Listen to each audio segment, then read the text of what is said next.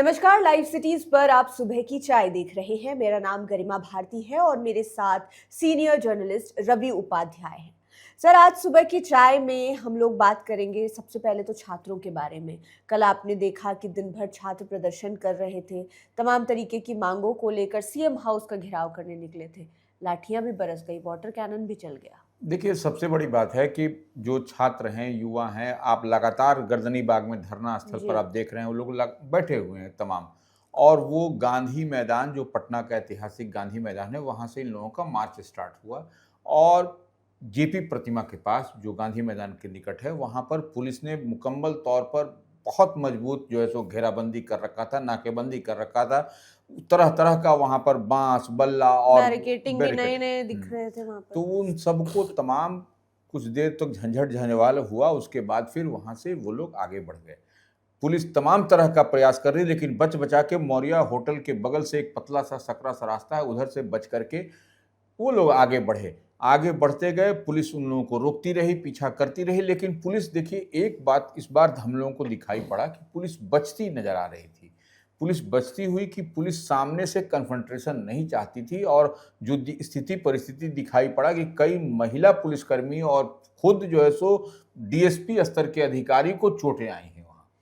तो पुलिस नहीं चाहती थी कि उनके तरफ से पहले वार हो। बिल्कुल, तो वो देखा गया कि कई दरमियान उसमें जो कल का जो दौर था, राजभवन, मुख्यमंत्री आवास घेरने की, जो लोक भवन घेरने की बात हो रही थी, तमाम तरह के आप उसमें देखिए कि क्या कुछ हुआ। ये नतीजा दिखाई पड़ा कि आपको मेट्रो वाला जो बड़ा बड़ा बैरिकेड लगा लगा करके उसको रोकने का, अवरुद्ध करने का प्रयास किया गया, लेकिन छात्र उस पर भी चढ़ गया। अब तो वो छोड़ दीजिए, बच्चे भी जो साथ में थे उनके, एक छोटा छोटे बच्चा था, 6 साल का, बिल्कुल। आदर्श शायद नाम था, तो आदर्श या आदित्य। वो भी उस पर चढ़ गया। और उसके बाद से महिलाएं भी, जो माने महिला थी या बच्चियां कह लीजिए, वह लड़कियां भी उस पर चढ़ करके।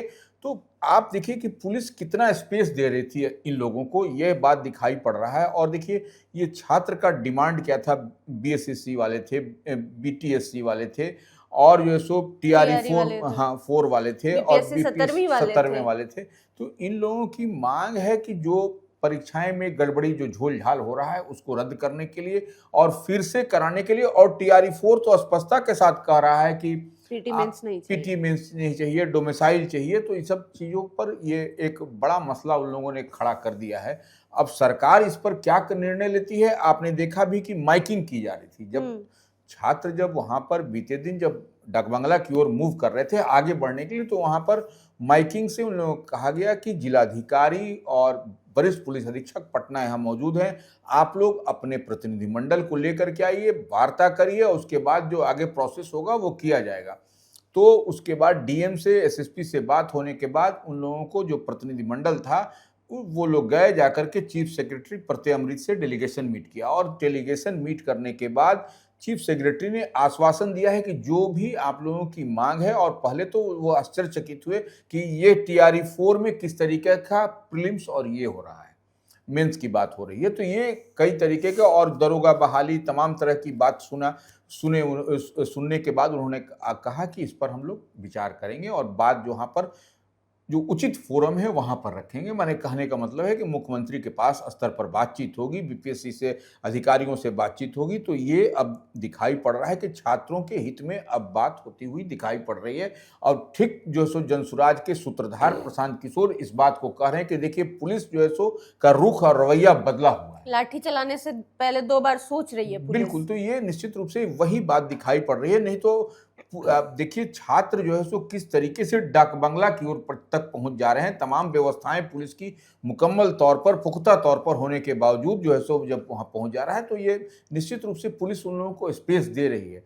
लेकिन एक बात और है, दूसरी बात यह है कि कल जो प्रदर्शन तो एक छात्रों का हो ही रहा था, दूसरा किसानों का भी जी, हुआ। मैं वही पूछने वाली थी कि जी। कल 2 प्रदर्शन एक साथ हो रहे थे। और आप इस बारे में बात शुरू करें उससे पहले मैं आपको ये बता दूं कि क्योंकि हमने इस बात पे डिस्कस किया कि पुलिस का रवैया बहुत अच्छा दिखाई दे रहा था कि चलो पहले आगे बढ़कर लाठी नहीं चला रहे थे, जैसे पहले ब्रूटली हो रहा था। बिल्कुल। तो पुलिस डरी हुई है कि छात्रों पर लाठी चलाएंगे तो पूरा देश एक साथ सवाल पूछेगा कि आपने लाठियां क्यों बरसाई। हालांकि लाठियां चली भी, वाटर कैनन भी चला, लेकिन ये जो दूसरा किसानों वाला प्रदर्शन हो रहा था, पुलिस ने वहां पर जो प्रत्यक्षदर्शी थे, हमारे रिपोर्टर्स थे, वो बता रहे थे आकर कि पुलिस ने ना छात्रों का गुस्सा किसानों पर उतार दिया, देखिए उनको बहुत पीटा गया। निश्चित रूप से आप एकदम सही कह रही हैं, माकूल आपका सवाल है। और ये देखिए निश्चित रूप से जो किसान थे वह क्यों प्रदर्शन कर रहे थे, वो उनकी जमीन औने पौने दाम पर सरकार लेना चाहती है। तो वो देखिए किसान सैटेलाइट और टाउनशिप बिल्कुल, तो किसान और किसानी जो पेट का मुद्दा है, हमारा आपका सबका सवाल है, तो वह औने पौने दाम पर अगर यदि सेटेलाइट टाउनशिप या पाटलिपुत्रा के पास में जो मेट्रो बड़े बड़े शहरों में जो होता है उसी तर्ज पर यह बनाने की बात हो रही है, तो इसी का वो लोग विरोध कर रहे थे और बोले कि जान दे देंगे लेकिन अपनी जमीन नहीं देंगे। तो और पुलिस ने उनके साथ क्या सलूक किया, यह किसी से छिपी हुई बात नहीं है, वह तस्वीर बयां कर रही है कि उन लोगों को दौड़ा दौड़ा कर वैसे किसानों को पीटा गया। तो ये एक तरफ आप स्पेस दे रहे हैं छात्रों को, और दूसरी तरफ किसान जो अपनी जेन्युइन मांग कर रहे थे उनके साथ आपने किस तरीके से व्यवहार किया, और पुलिस का पूरी तरीके से कहा जाए तो रौद्र रूप दिखाई पड़ा आपको किसानों के जो प्रोटेस्ट हो रहा था, किसानों का जो लेकिन प्रदर्शन सर हो रहा था। एक बात याद रखनी होगी कि अगर आप लाठियां चला रहे हैं, छात्रों पर लाठी चलाने से डर रहे हैं, तो वो तो अन्नदाता है देश के, बिल्कुल उन पर भी लाठियां चटकाने से पहले आपको 4 बार सोचना पड़ेगा कि एक एक निवाला जो आप खाते हैं वो उनके ही खून पसीने की मेहनत से उपज कर आता है, तब उसको आप कंपनियों से नहीं खरीद पाएंगे अगर कोई किसान सामान्य धान या फिर गेहूं नहीं उगाएगा। देखिए बाकी के बाय प्रोडक्ट्स कहाँ से लाएंगे? बिल्कुल, देखिए निश्चित रूप से आप ठीक कह रही हैं कि आप देखिए इतनी बात हम लोग समझ पा रहे हैं कि देखिए वाटर कैनन का इस्तेमाल हुआ कल, आपने देखा छात्रों पर हुआ, लेकिन दूसरी ओर इसी किसान वह भी प्रदर्शन कर रहे थे, अपनी मांग उचित मांग है। और देखिए लोकतंत्र में सबको इक्वल राइट्स है कि वह अपनी आवाज को उठा सकते हैं, राजतंत्र नहीं है। तो वो अपनी जब मांग उठा रहे हैं तो उनके साथ में जिस तरीके से पुलिस का व्यवहार हुआ वह कतई उचित नहीं है। लोकतंत्र में सबको अधिकार है अपनी बात रखने करने का, और शांतिपूर्ण तरीके से गांधीवादी व्यवस्था के तहत तो वो जिस तरीके से किया गया वह कतई उचित नहीं है। और माने अन्नदाता किसान और किसानी जो करते हैं वह आपका हमारे लिए ही करते हैं। तो अब देखिए वो डिमांड कर रहे हैं तो उनको क्या हो रहा है यह देखा जा सकता है। और सर ये बहुत बड़ा मसला है, खास तौर पे जब हम लोग इस तरीके के मुद्दों पर डिस्कस करते हैं कि किसानों की ज़मीन को लेकर वहाँ पर कोई मॉल या फिर कोई होटल या फिर कोई और चीज़ डेवलपमेंट वाली चीज़ बनाई जा रही है, तो एक बहुत अलग सी स्थिति रहती है। अगर आप विरोध करेंगे कि वहाँ पर मॉल्स और सड़कें और एयरपोर्ट नहीं बनना चाहिए, तो आपको कहा जाएगा कि आप डेवलपमेंट के विरोधी हैं। बिल्कुल। और अगर आप नहीं बोलते हैं तो सोचिए आप किसानों का विरोध कर रहे हैं, आप जड़ जंगल काटने का समर्थन कर रहे हैं। तो बड़ी अजीब सी स्थिति होती है कि इधर विकास इसलिए ज़रूरी है क्योंकि देश को और दुनिया के और देशों के साथ में कदम से कदम मिलाकर चलना है, लेकिन हम बीते समय से देख रहे हैं, इससे आप भी इनकार नहीं करिएगा कि हमने विकास की बड़ी कीमत चुकाई है। निश्चित रूप से अभी सांस लेने में तक में हमें तकलीफ हो रही है, अच्छी हवा हमें नहीं मिलती है, भले अच्छी सड़कें मिल गई हो, लेकिन बड़ी ये अलग सी दुविधा है। पता नहीं इसका कोई बीच का रास्ता आने वाले समय में निकालना चाहिए कि किसान भी खुश रहें और शहरी क्षेत्र के लोग भी खुश रहें। खैर देखना होगा इसमें आगे क्या होता है। बवाल मचा हुआ है, छात्र प्रदर्शन कर रहे हैं, गर्दनी बाग में टिके हुए हैं, कल तो सड़क पे उतरे हुए थे, आपने तमाम जानकारियां दी है। इसी बीच में बिहार सरकार ने एक ऐलान कर दिया विद्यार्थियों के लिए, क्या लगता है कि अच्छा इमेज बनेगा? देखिए निश्चित रूप से आप तमाम तरह का आप देख पा रहे हैं, हम लोग समझ पा रहे हैं कि छात्र के लिए कितनी ऊहापोह की स्थिति बनी हुई है हाल के दिनों में। तो अब देखिए इसी बीच जो सो मुख्यमंत्री सम्राट चौधरी हैं वह जाते हैं विदुपुर जा करके, वैशाली के विदुपुर, हाँ वैशाली के विदुपुर, और वहाँ पर बिहार शिक्षण संस्थान में वो बिहार इंजीनियरिंग कॉलेज है, वहाँ पर जा करके जिस तरीके से शिविर का जो आयोजन होता है उसमें उन्होंने सहयोग शिविर की शुरुआत की। और यह सहयोग शिविर विद्यार्थी तो ये विद्यार्थी सहयोग शिविर जो है वह छात्रों के लिए हर माह के चौथे मंगलवार को यह आयोजित होगा, 4th Tuesday of the month। तो वो अब निश्चित रूप से वहाँ पर विद्यार्थियों का सवाल, उस पर पोर्टल है, वेबसाइट है, ऑनलाइन हेल्पलाइन नंबर भी जारी किया गया है, और हेल्पलाइन नंबर 1100 है। यह भी आपको बता दिया कि किसी तरीके की आपको परेशानी है तो इस हेल्पलाइन नंबर जो है 1100, इस पर आप कह सकते हैं। सहयोग पोर्टल है, उस पर भी आपको मदद मिलेगी, भेज सकते हैं। तो यह अब और देखिए बाकी हर महीने के चौथे मंगलवार के दिन शिविर लगेगा सभी शैक्षणिक संस्थानों में। बिल्कुल, और ये देखिए शिकायत आप कोई भी बात है, कोई भी मसला है, अगर यदि आपके साथ में है तो इस पोर्टल पर आप जाइए या हेल्पलाइन नंबर पर जाइए तो आपको तुरंत तत्काल इसका निदान होता हुआ दिखाई पड़ेगा। तो ये निश्चित रूप से सम्राट चौधरी का एक अपना विजन है, सरकार डबल इंजन की सरकार है तो इतनी काम करती सर हुई दिखाई इसमें पड़ रही इसमें है। मुझे लगता है कि एक और चीज़ ऐड ऑन करनी चाहिए। जब इतनी अच्छी शुरुआत की गई, इतनी अच्छी पहल की गई है, आपको याद होगा कल के बीते दिन जब बीपीएससी के एग्ज़ाम कंट्रोलर तक वो आके सामने में प्रेस कॉन्फ्रेंस कर रहे थे और उन्होंने हाथी चले बाजार कुत्ता भौंके हजार एक कहावत कह दी और उसके बाद उनका निलंबन हो गया क्योंकि विरोध भी बहुत ज़्यादा हो रहा था, छात्र गुस्सा हो रहे थे। और होना भी चाहिए कि आप बिल्कुल। कैसे लोगों के बारे में बात कर रहे हैं जो खुद परेशान होकर दिन रात धूप बरसात में धरना दे रहे हैं। अगर आप उनको थोड़ा सा कुछ कहिएगा तो ऑब्वियस सी बात है कि उनको बुरा लगेगा।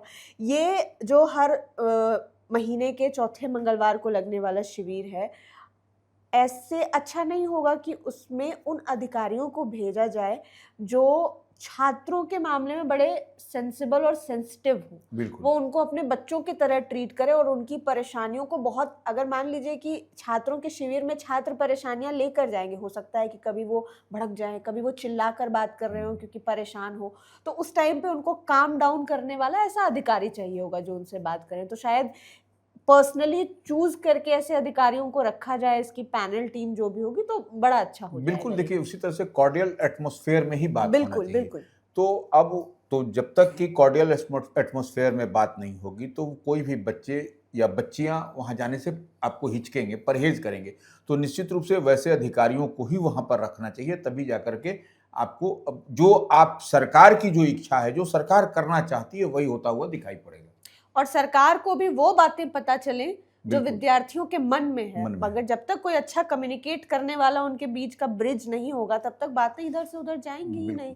वही होगा कि कोई आके कह देगा कि हाथी चले बाजार और बाकी आगे का आपको पता ही है कि क्या हो रहा है, सेंटिमेंट्स हर्ट होंगे। छात्रों का ही मुद्दा है इसमें।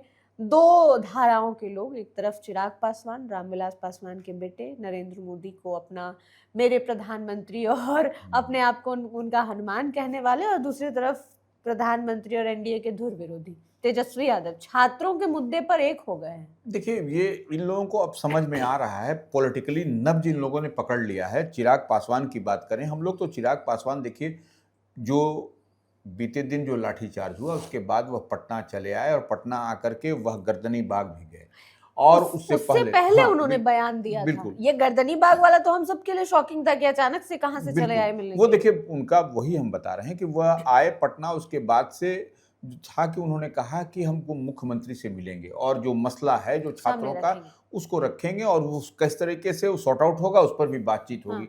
लेकिन ये इन सब के बीच में ही वह चले गए गर्दनी बाग। अब गर्दनी बाग में वो सबसे वह 1 to 1 मिलते हुए दिखाई पड़े, बात किया और संवेदना अपनी जताई, छात्रों की भावनाओं को वो आत्मसात करते हुए दिखाई पड़े। तो ये एक बात समझ में आ रही है कि किस तरीके से। अब रही बात तेजस्वी यादव की, नेता प्रतिपक्ष हैं, वह भी अब लाठीचार्ज भी जो बीते दिन हुआ, उससे पहले AK-47 जो सिवान में चला था उसको उन्होंने क्लब कर दिया, उसको जोड़ दिया। अब उसको जोड़ने के बाद मैंने AK-47 जो सरकार चलाती है वो बिल्कुल। लाठी डंडे बिल्कुल, क्यों तो नहीं उस चलाए? घटना को याद करा रहे हैं, उस घटना को। और देखिए एक बात तो वह और कई तरीके की चीज भी कह रहे हैं कि घटना को याद कर रहे हैं और कह रहे हैं कि तानाशाह सरकार है, यह एक बात कहते हुए दिखाई पड़ रहे हैं। और लाठीचार्ज के संदर्भ में उन्होंने कहा कि चोर चोरी से जाए लेकिन सीना जोरी से न जाए। तो यह भी एक मुहावरा कहते हुए दिखाई पड़ रहे हैं आपको तेजस्वी यादव जो नेता प्रतिपक्ष हैं। छात्र तो परेशान है ही, किसान भी परेशान हो गए हैं। बिल्कुल। और बिहार में वो लोग भी परेशान हो रहे हैं जो गंगा किनारे रहते हैं। मौसम बड़ा बदल रहा है सर। देखिए निश्चित रूप से गंगा का जलस्तर आपको पटना से फरक्का तक चले जाइए या फिर आपको भागलपुर तक चलिए, खतरे के निशान से कई स्थानों पर बढ़ती हुई लाल निशान जो डेंजर लेवल है उससे यहाँ तक कि सुल्तानगंज में जहाँ सबसे ज्यादा लोग जा रहे हैं फिलहाल बाबा धाम जाने से पहले। बिल्कुल। तो ये जो है सो आपको दिखाई पड़ रहा है। और देखिए जल संसाधन विभाग के अभियंता, तमाम अधिकारीगण उस पर लगे हुए हैं, लेकिन लगने से नहीं होगा। ये लो लैंड एरिया जो दियारा का इलाका है वह आपको शहर से कट सा गया है। पटना में भी असर दिख रहा है। पटना में भी दिख रहा है। और सबसे ज्यादा हम बार बार एक जिक्र करते हैं कि सांप बिच्छू का प्रकोप जब जल स्तर बढ़ता है तो निकलता है। और स्वास्थ्य का भी उस पर ध्यान, मेडिकल टीम को भी लगाने की ज़रूरत है। और जो सांप बिच्छू का जो डंक पड़ता है उसके लिए जब तक आप पर्याप्त व्यवस्था नहीं करिएगा, और जो पानी का उस समय, पानी में अब जो पीने का पानी स्वच्छ पेयजल की स्कैर्सिटी होती है, जानवर के माने मवेशी के चारा की परेशानी होती है, तो इन सब चीज़ों को भी सॉर्ट आउट करने की आवश्यकता है।